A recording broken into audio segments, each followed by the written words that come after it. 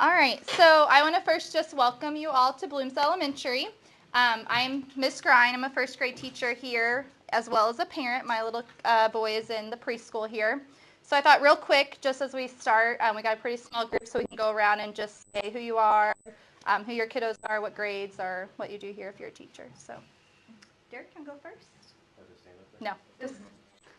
Derek Grine, married to this one. And my son Carter, he's in the preschool program, and we're very happy to have him enrolled here and can't wait to see what he learns. I'm Sarah and I teach kindergarten. Our oldest is in kindergarten as well with us this year, so we're loving every minute of it. And I'm Josh, I'm the better half. I'm Ashley Gettinger and I teach kindergarten. I'm Jamie Hill, I'm a parent. We just started in January and I'm a fourth grader. I'm also a substitute teacher. Oh, cool.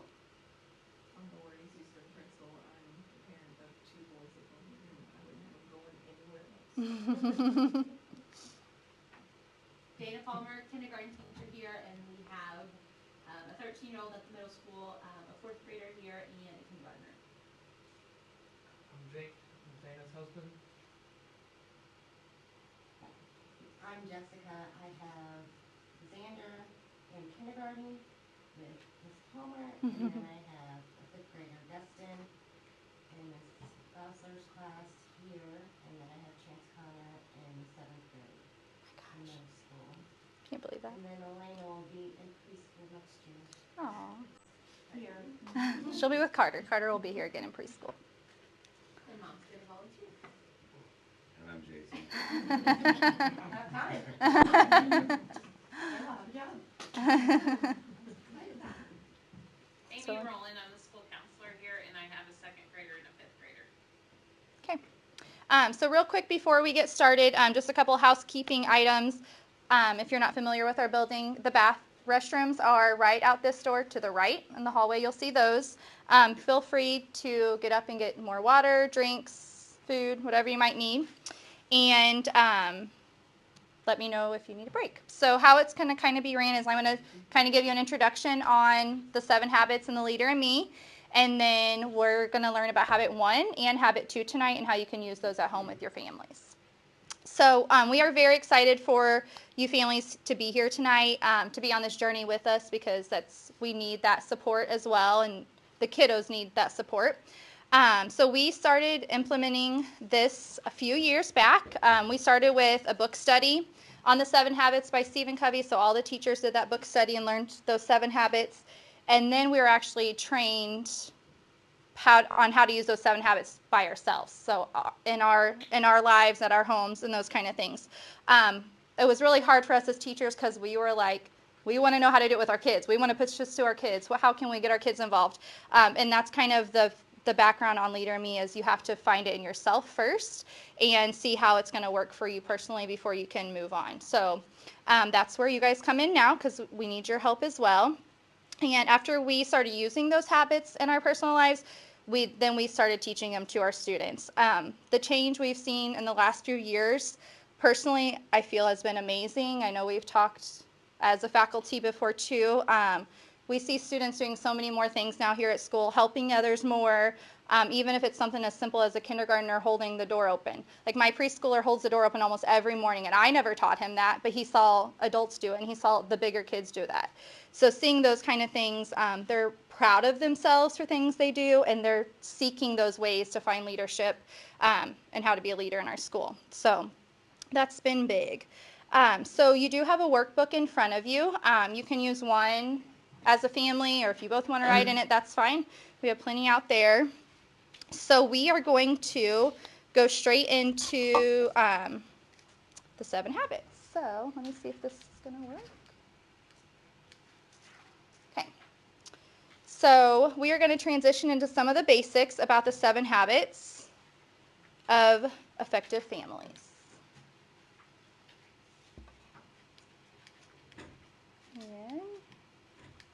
Find my slide here. Okay, so some habits are good and healthy. They produce positive results And however, we all have habits we'd like to change. Like that's inevitable. Everyone has habits that we need to change. Or we want to change. So if you turn to page 3 in your guidebook, we are going to take a quick look at your individual family. So I want you to take a minute to look at these questions. And you're going to circle R if you rarely view your family like this. You're going to circle S if you sometimes view your family like this. And then circle F if you frequently view your family this way. So just take a minute or so and look through that.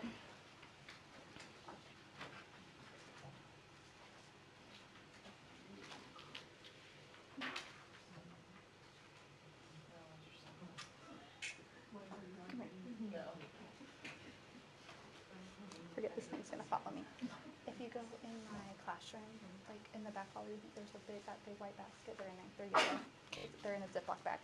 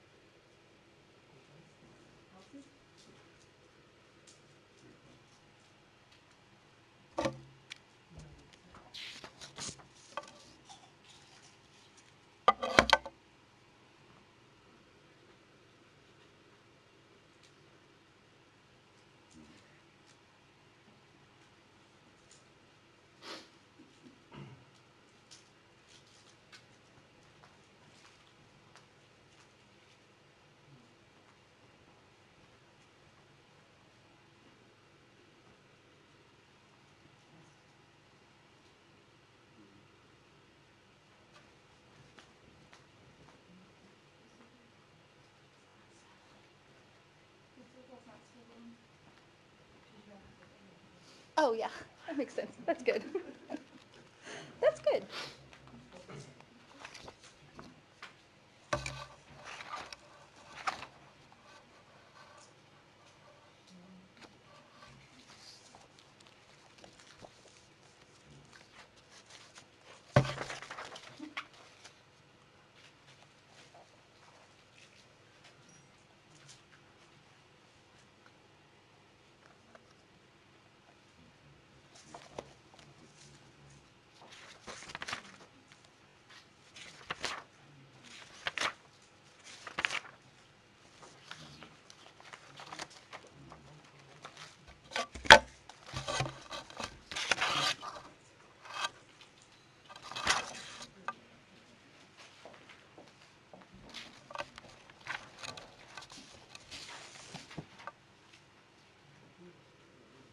Okay, and then once you're finished with those, going through each one, I want you to take a look and pick just one of those things that you want your family to focus on.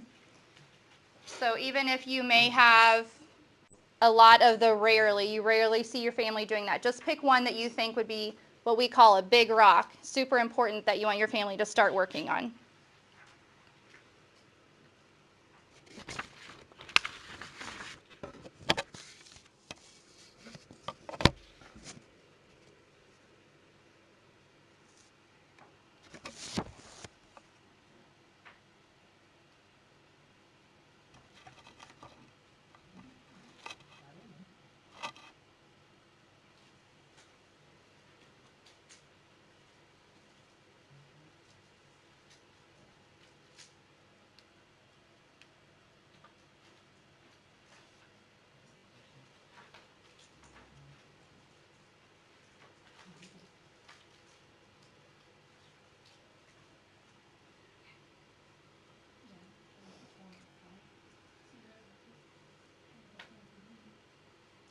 And there is a spot at the bottom of that page that you can write a little note to yourself about that, or if you had any thoughts on that item that you want to work on.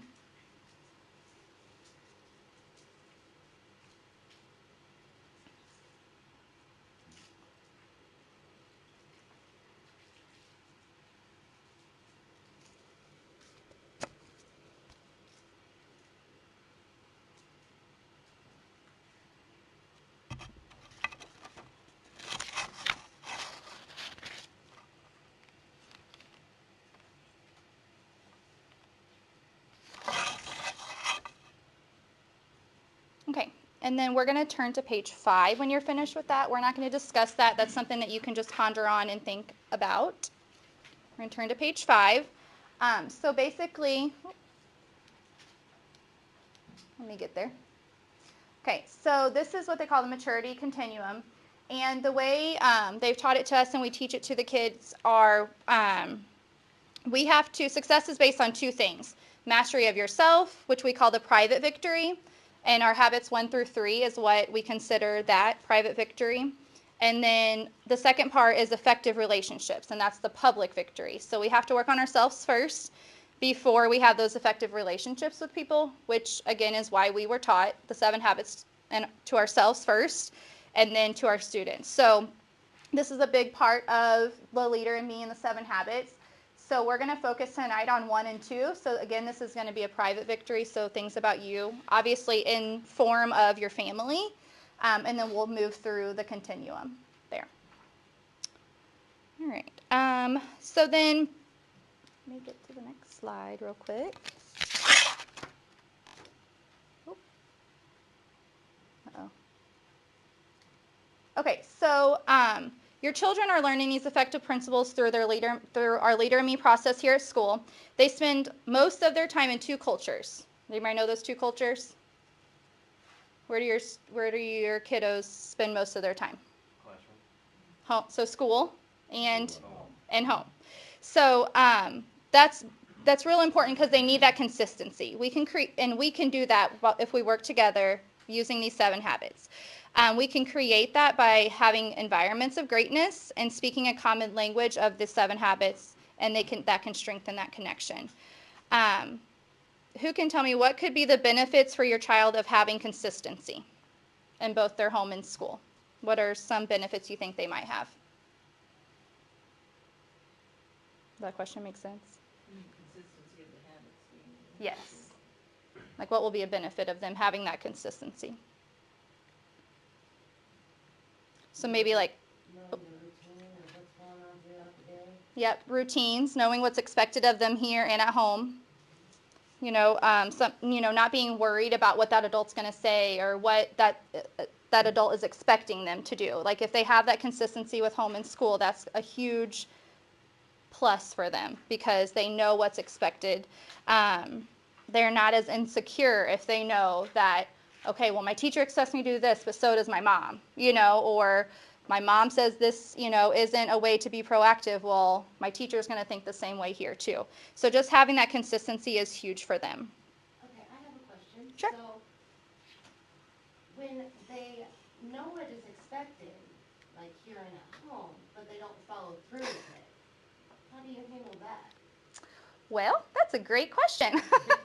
I think when we get to the training, we'll talk about that, like especially Mike coming up. That's a Mike Right. struggle. It is a struggle. It's a struggle bad at my house. Yeah. And I think and I tell parents this all the time, when we talk about different things, but if they know that, well, I know you're doing this correctly at school, but you're not here. Or I know you're doing things at home that you should be doing at school. Like that sometimes helps. But I think like Amy said, as soon as we get through the habits, that'll kind of explain. Under each habit, there will be ways to give you ideas to do that at home too, or take care of that at home. We also teach them, like, in each habit, we go a little bit deeper, like circle of control where they control themselves. Right. We teach them how to reflect on their behavior and like, we teach them about if something happens to you, you don't want to be reactive, you want to be Right, proactive I'm and like, think about. remember, first things first. Yeah. First things first. And it's still just a continual, every day you gotta talk to them. It is, yeah. Yeah. All right, so I'm about finished with just the basics, kind of getting you the idea of Leader and Me. If you turn all the way to the back of your guide plan, or your guidebook, sorry, this is called your family flight plan, and after every habit, we'll go back to this page. So for right now, you can just put your name up at the top, or your family name. And after each habit, we're going to have you pick one thing that is your big focus, or your big takeaway, or something you want to remember about that habit, or what that training was about.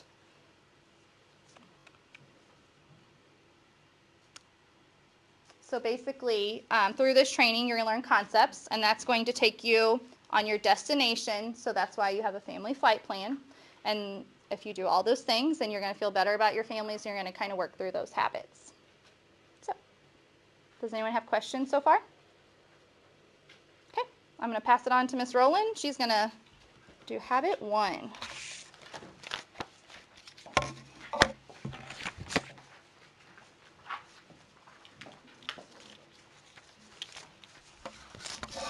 So Ashley, do I hold this, or is it record? Like, do I need recording. to? Okay.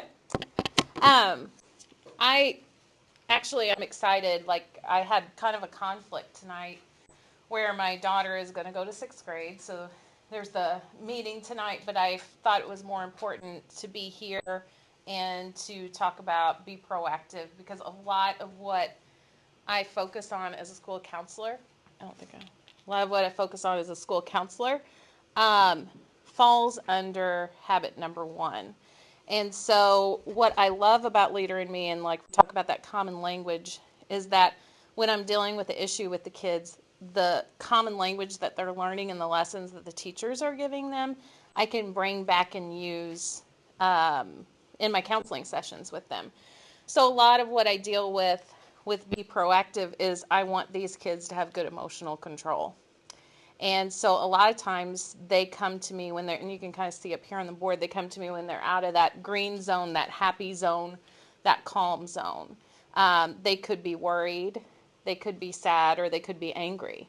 And so my job is to try to help them guide themselves back into the green zone and how to work on their emotions.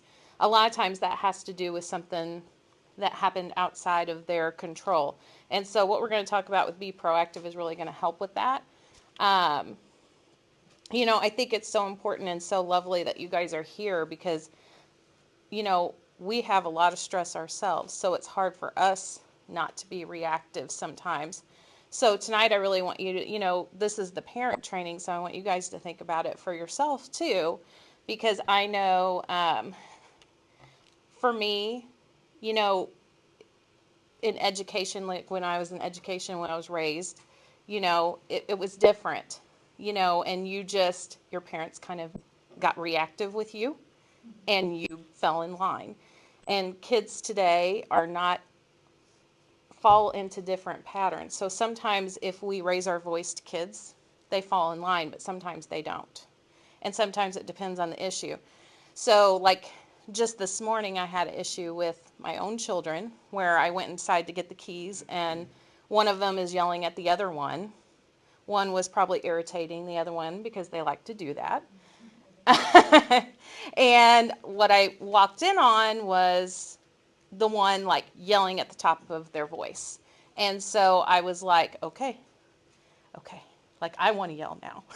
Like I just want to yell as loud as he did and just tell him to knock it off and go into blah, blah, blah, blah, blah, blah. And I just tried not to be reactive.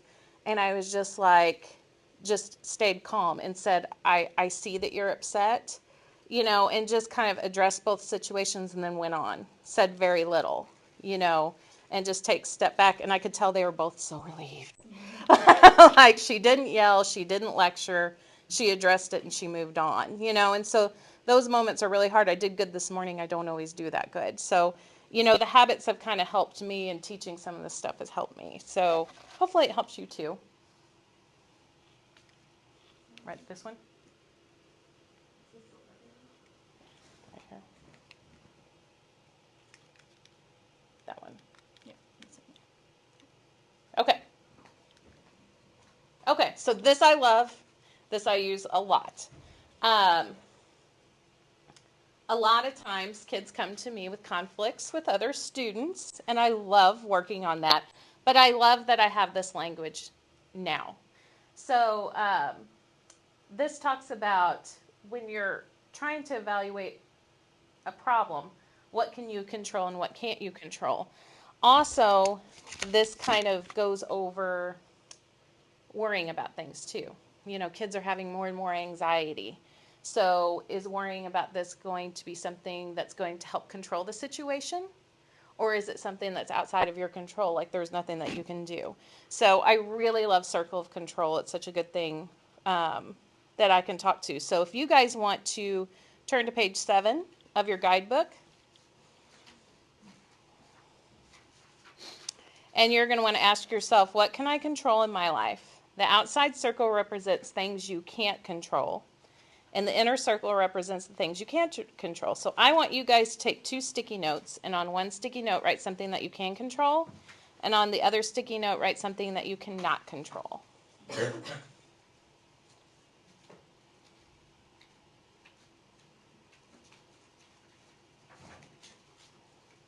So, like, for example, when I was talking about that this morning, I can't control that they got upset, but I can control my reaction. Like, it's already done. Like, they've already gotten upset with each other, you know, and that's how I was kind of talking to myself. What can I control now? How I react to it.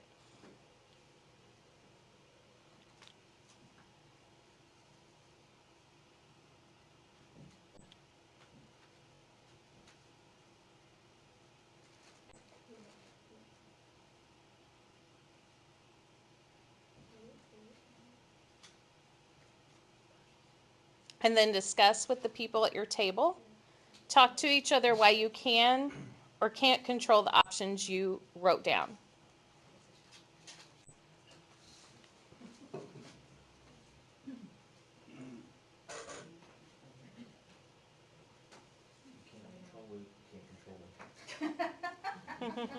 True story.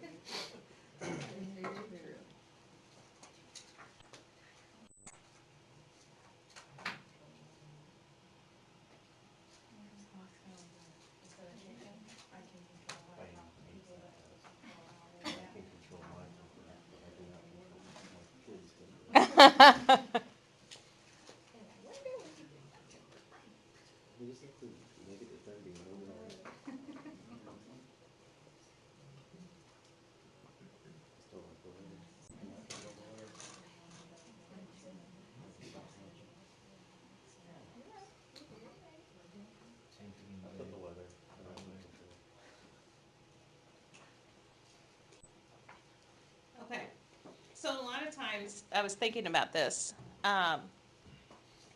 Let's just say a kid comes to me, and you know, a lot of times at this age they're upset about a pet being sick. Like they've come to school and they're upset because a grandparent is sick or a pet is sick. That's a pretty common thing that they come into. And I, as a counselor, I want to give them time to be upset about it, but they also have to move on and have their day. And so one of the things that really helps me is circle of control. At some point is, you know, worrying about it and focusing on it going to change what's going on with that person or with that animal. And that's how I move them toward moving on with their day, you know. And so it's so nice to say, is this in your circle of control? Is this something that, you know, is going to change by you worrying about it when it's time for them to transition and be okay? Because what happens if you spend all your time thinking about something you can't control? What happens to that kid? Just get sad, Mm-hmm. more upset. And they'll miss out on things. They'll miss out on their work. They'll miss out on being with friends and stuff like that. With you guys, what you guys wrote down, think about what would happen if you spent all your time thinking of it. What would happen at work? Not be productive. Yeah. And unfortunately, you know, that's hard, but that's part of being a good leader, is learning when to have your moment to be upset about things, but then moving on. How would it make you feel if you spent all that time? Like if I had a fight with that fight I had with my kids, if I didn't fight with them, but if I thought about that all day, I literally couldn't have been there for some of you guys as kids today. And it's true. I mean, that's what kind of happens. So a lot of times what can happen too is that we don't want kids to feel like they're victims in a situation too. We don't want people to spend time feeling helpless. I especially don't want the kids to feel like they're a victim. Let's just say it's a conflict between 2 friends. You know what I mean? Or, you know, something happening where a teacher got upset with them. All they can do is control their reaction at that point. and sometimes they can get in the victim role and it can just bring their mood down. I'm big on the zones, but like in a blue sad zone or a worried zone that they're going to get in trouble again. And they have to kind of stay in that green zone to do that. Okay, so that's what habit 1 is all about, taking control of you. The circle of control is proactive, and if you're not in control of your circle of control, you can be very reactive.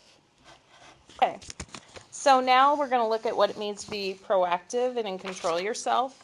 And the best way to understand this is to illustrate what it means to be reactive. So turn to page 8 in your book.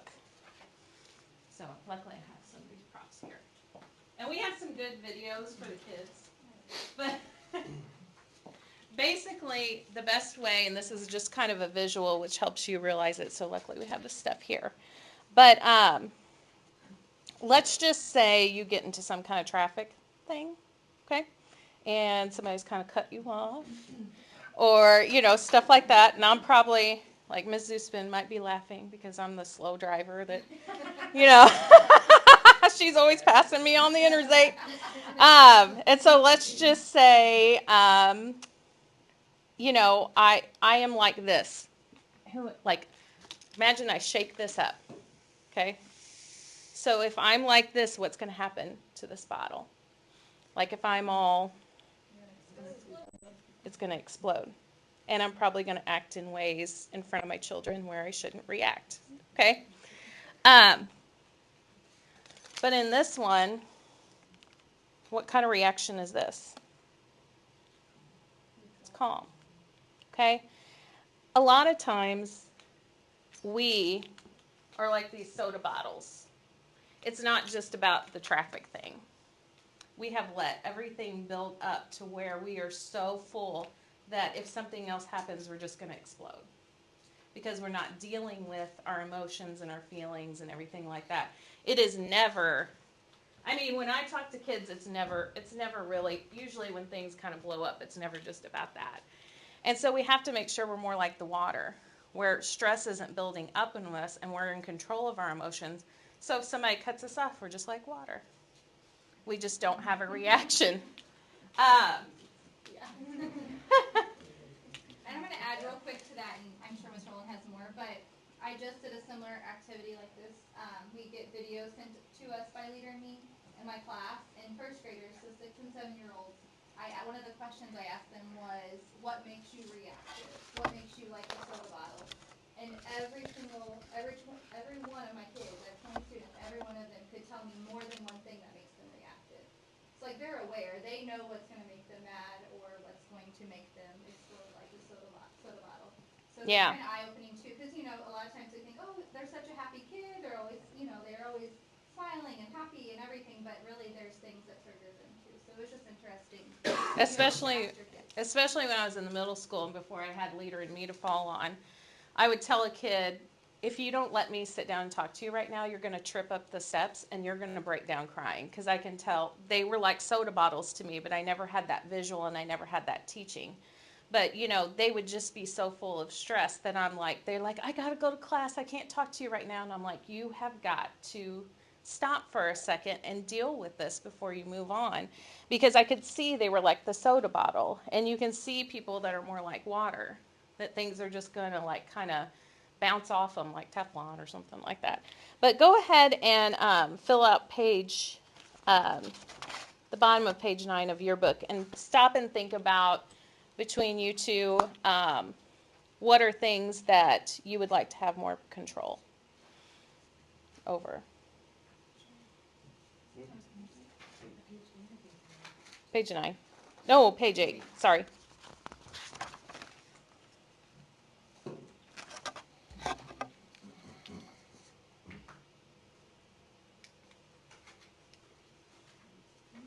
Whoops. Monday morning, and it's raining. Well, let's watch the video real quick first. Because it's playing and I don't know. On a day like this, maybe we can be excused for feeling gray and melancholy ourselves. We get into a mood, and the whole day seems to go badly. Don't you feel better when the weather outside is great? But what if you could carry your own weather within you? What about about the social world we live in. Don't you feel better when you're treated better? That's being reactive to what we can call the social weather, the social culture. When you carry your weather with you, you can choose to be consistent regardless of how people treat you. That's what it means to be proactive. Being reactive is the opposite of being proactive, not taking responsibility for our own life. You always see yourself as a victim of the weather, of your moods, of someone who has it in for you. Habit 1 is based on the principle that your life is the result of your own decisions, not your conditions, not what's happening around you. That's why habit 1 is so foundational, so basic. Unless you practice habit 1, you can never practice the other habits of highly effective people. Years ago, I was doing research in a library in Hawaii. While thumbing through a book, I came across an idea that changed my whole outlook. The author said something like this: between what happens to us, that is the stimulus, and our response is a space. In that space lies our power and our freedom to choose our response. And in those choices lie our growth and our happiness. This insight sunk deep into my heart. Even in the midst of challenging circumstances, we have this exhilarating power to choose how we will respond. For instance, the great Viktor Frankl, the Jewish Austrian psychiatrist imprisoned in the death camps of Nazi Germany during World War II, experienced unbelievable indignities and tortures. He was raised to believe that you are basically a product of your childhood. But while he was in the death camp, he began to observe some very interesting things. Different people reacted differently to the same circumstances. He himself experienced terrible things. Some of his own loved ones were killed. One day they stripped him, put him under lights, and performed experiments upon his body. At that lowest possible point, he discovered what he called the last human freedom. The power to choose your own response to any condition, to anything that happens to you. During his darkest moments, Frankl would visualize himself lecturing to his students in Austria following his release. He pictured himself teaching them about the very experiences he was having then. He came to believe that the most basic human capability of all is that between stimulus and response, man has the freedom to choose. Frankl later determined the thing that enabled survival in the death camps was not necessarily intelligence or survival skills, but a sense of purpose, a contribution yet to be made. This became the basis for his brilliant autobiography, Man's Search for Meaning. It's not what people do to us that hurts us. It's our chosen response to what they do that hurts us. As Gandhi put it, they cannot take away our self-respect if we do not give it to them. We must simply never build our emotional life around the weaknesses of other people. Otherwise, we give them permission to continue to mess up our lives. We give our future away. Several years ago, Okay, I I'm was gonna making a move presentation on this subject because I want Katie to have time. and a woman stood up in the middle of my speech Do you know how to? and started to give a speech on her own, spontaneously. Maybe She put it was on the filled computer. with explosive learning Um, and excitement. Okay, so I want to honor our time and everything, but you know, I was thinking when I was watching that, it is so important that we take care of ourselves and we take care of our emotions. And one of the things I want to say is, and I do not look like I do it, but I work out almost every morning before school. And I don't do it, I do it for my mental, to feel in control before I walk in here each day so that I can be like water for the kids. That is so important to me. And water for my own kids. So I think that's what they're kind of talking about is, you know, just to focus on your own emotions is just so important. if you go to page 9.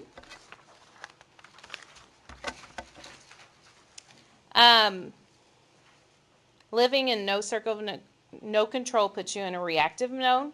You're responding to stimuli that are outside your control, like the video talked about.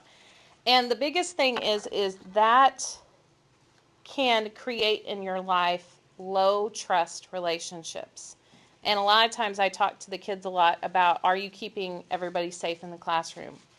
If you're having a conflict with another student, are you keeping each other safe? When anyone is reactive, when they get upset, it is damaging relationships. Just like I said, my kids were very relieved, and I'm not trying, this was a good example today, and it wasn't because I was doing the habits, it's just maybe because I was in a good place this morning, but I could tell they were relieved. You know, think about times where somebody's given you grace, where they could have yelled, or they could have been reactive, and how relieved you were. And we have to remember that when we are reactive with people, it does damage relationships at times. When we are in control, you can develop and build and strengthen relationships, and that's just being more proactive. If you look at the diagram in the middle, it explains our freedom to choose our reaction. So there's self-awareness, and that's the ability to pull away and examine our own thoughts, moods, and behaviors, so taking a step back. You know, we don't have to deal with everything right in the moment that we're dealing with it, basically. Conscience, knowing what's right and wrong. Imagination, ability to visualize beyond our current experience and present circumstances. So I remember when my kids were little, I hate that it's videotaped and I'm talking about my kids so much, but they're just good examples. But I remember when they were little, especially, I was like, I thought that problem would always happen. I really did. Like, I thought, especially when they were like 1, if they, like, I know it's silly, but as they're older, I'm much better about it. But I was like, oh my gosh, this is always going to be how it is. And my mom would tell me, no, it's not. But I didn't believe them. And sometimes we get in that thing where we can't imagine anything else than what's going on with our children right there then. And sometimes I've had to tell myself, I have to believe in this child. I have to believe what they can be, not just what's happening in the moment. Our will, our ability to act independent of everything else. So in the boxes at the bottom of page 9, let's write 1 reactive behavior that you want to stop doing and 1 proactive behavior that you want to start or continue doing.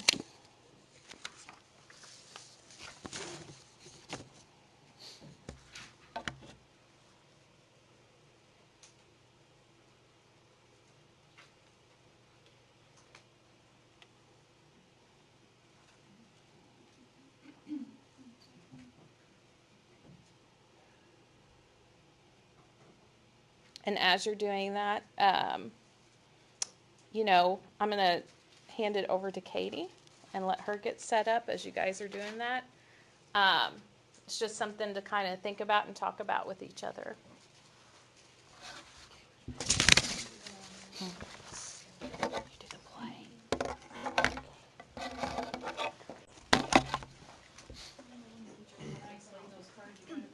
Real quick, I just had the helping hands kids cut these out for the teachers. We were gonna do this, I was gonna tell them about this in the classroom. But it's talking about the activity that I found on the Leader in Me website is you have a little bucket and you put this on the front of the bucket. And then when you, like you have 2 kids that have an argument in the house or in the classroom, you talk about what happened, did you give yourself time to pause and reflect on it? And what was your response? But then also it gives you the 4 unique human gifts, and then you put these 4 cards in your bucket, and then you pull one out and you say, you can say to yourself, you can choose something else, and what would you do? You ask them the questions that are on the cards. So I feel like that would be good for brothers and sisters, or my 2 boys, and in the classroom, and then it gives them time to reflect on how they responded to that stimulus. Did they give themselves time to think about it, or did they just act immediately? And that's most of the time when kids get in trouble, they act impulsively, and they don't think about what someone else did to them and how they could react to it. No, I'm going to go back. slide first. I think it's fine. Yeah, because habit, slide 44 and 45. I'm guessing it's just that. It's just the first one. Yeah, that's fine. Yeah, that's fine. We're good. All right. Well, I'm going to move on to habit 2 now that you are responsible and have more aware of what habit 1 is. Habit 2 asks you the question, what do you want your life? What do you want for your life? What do you want for your family? They really play hand in hand. Habit 2 is the family leadership habit. It will help unite your family around a family mission statement. You will be creating one. You will have a common purpose, a vision, and a flight plan destination for your family. Ashley is going to pass out a puzzle. She's going to put one on each table. Do not start it until I tell you to go, because I'm going to time you. So she's going to give you a puzzle. You will have 30 seconds to put the puzzle together.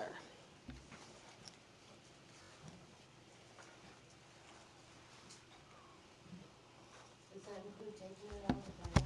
Don't take it out of the bag. Yes. 30 seconds total, yes. Good question. That was a very good question.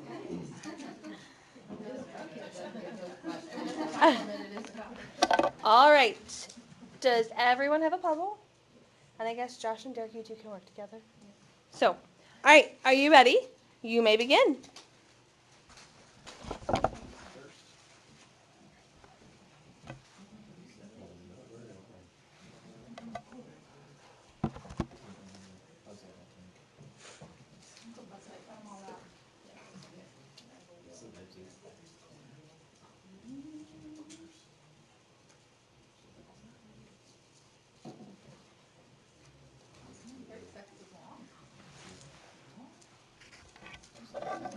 Yeah, I did.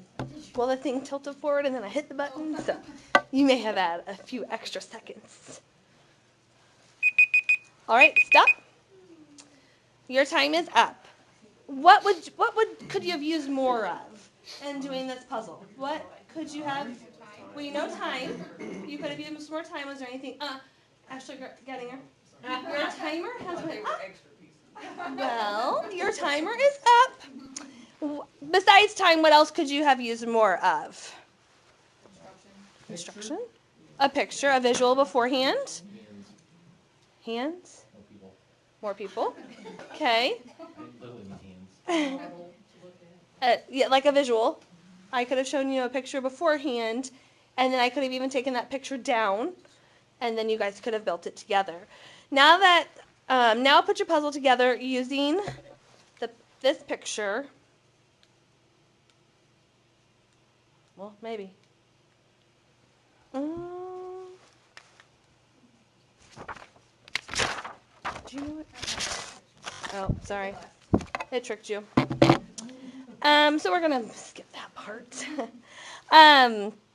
So we're going to skip past that part. So don't worry about your puzzle anymore. In your book, I would like for you to turn to page 40 or 14. Go ahead and turn to page 14. You can slide your puzzles over to the side.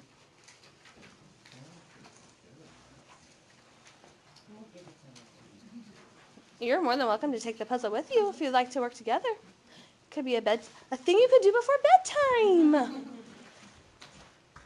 All right, so on page 14 in your guidebook, we are going to get some thoughts. We're going to get some thoughts down for your own family mission statement. A mission statement is something we recite every day. So in my classroom, we do this during calendar. After we finish calendar, we say our class mission statement every day. And the kids can tell you it on their own if you ask them. We have recently started saying our building mission statement over the announcements, so the students have an idea of what our school-wide mission statement is. So a mission statement is something you will create together as a family and pretty much kind of do your best to live by it. Like in our classroom, we do our best to go by it every day.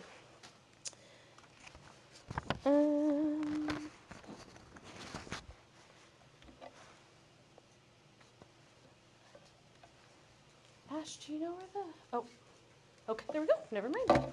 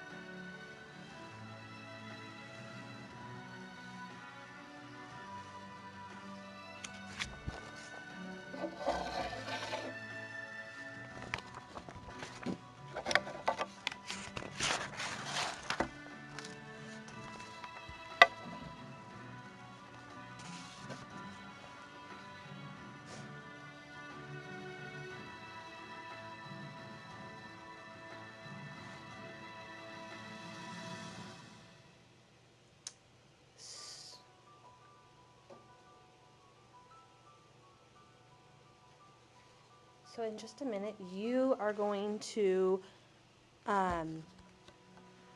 begin coming up with an idea for your mission statement.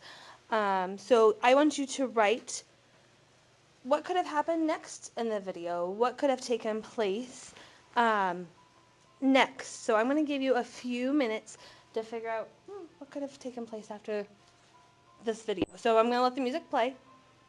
I just want you to kind of brainstorm, and this will then lead you into your family mission statements. So go ahead.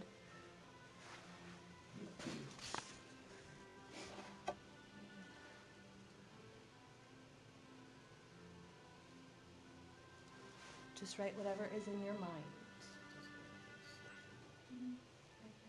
What do you want your statement to stand for?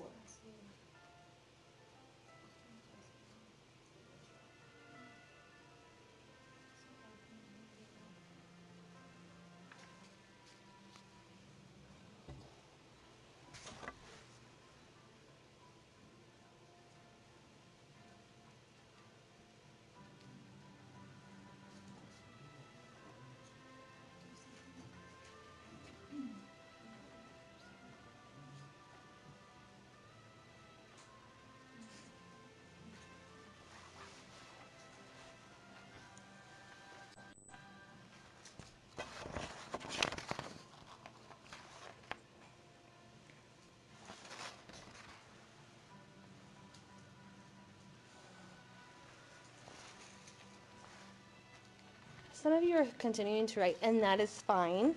I'm going to just kind of briefly, as I said, this is the start of your family mission statement. Some examples of mission statements for my kindergarten classroom. We just say, in room 22, we will be kind, nice, and always make good choices. I teach kindergarten, so I try to keep it simple for them. So as you're building a family mission statement, it is good to keep in mind, if you have it wordy, will you remember it? Will you live by it? Whereas if it's not short and sweet, but if it's somewhat shorter, it'll be easier for you to remember and always refer back to. Our school mission statement for Bloomsdale is building leaders in everyone. So these are just a few examples, to kind of get you started. I'm going to jump into whenever we were trained in this, even in our classrooms, our mission statement changes each year. So it's based on that group of kiddos and how our classroom is ran and things like that. So our kiddos are giving us the ideas. So every year we've done a mission statement, it's different based on what those kids want our classroom to look like and what they want us to be, in my case, first grade. And whenever we went through the family training as well, they said, sit down with your family, take your ideas that you got today, say, well, what do